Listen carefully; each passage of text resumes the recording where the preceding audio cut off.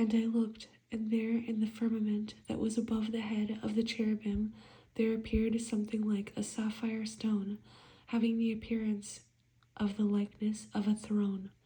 Then he spoke to the man clothed with linen, and said, Go in among the wheels, under the cherub, fill your hands with the coals of fire from among the cherubim, and scatter them over the city. And he went in as I watched. Now the cherubim were standing on the south side of the temple when the man went in, and the cloud filled the inner court. Then the glory of the Lord went up from the cherub and paused over the threshold of the temple, and the house was filled with the cloud, and the court was full of the brightness of the Lord's glory. And the sound of the wings of the cherubim was heard even in the outer court, like the voice of Almighty God when he speaks. Then it happened, when he commanded the man clothed in linen, saying, Take fire from among the wheels, from among the cherubim, that he went in and stood beside the wheels. And the cherub stretched out his hand from among the cherubim to the fire that was among the cherubim, and took some of it, and put it into the hands of the man clothed with linen, who took it and went out. The cherubim appeared to have the form of a man's hand under their wings. And when I looked, there were 4 wheels by the cherubim, 1 wheel by one cherub, and another wheel by each other cherub. The wheels appeared to have the color of a beryl stone. As for their appearance, all 4 looked alike, as it were a wheel in the middle of a wheel. When they went toward any of their 4 directions.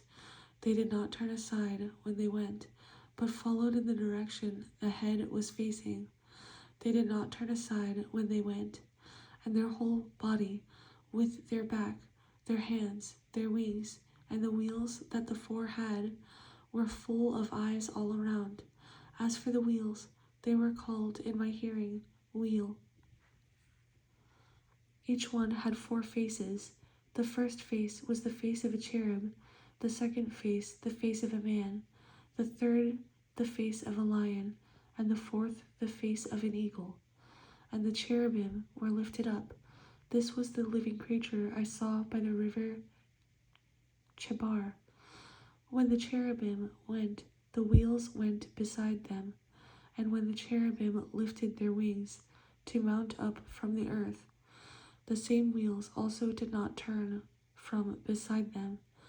When the cherubim stood still, the wheels stood still, and while one was lifted up, the other lifted itself up, for the spirit of the living creature was in them.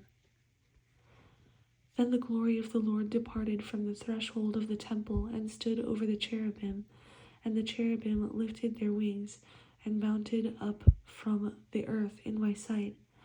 When they went out, the wheels were beside them, and they stood at the door of the east gate of the Lord's house, and the glory of the God of Israel was above them. This is the living creature I saw under the God of Israel by the river Chebar, and I knew they were cherubim.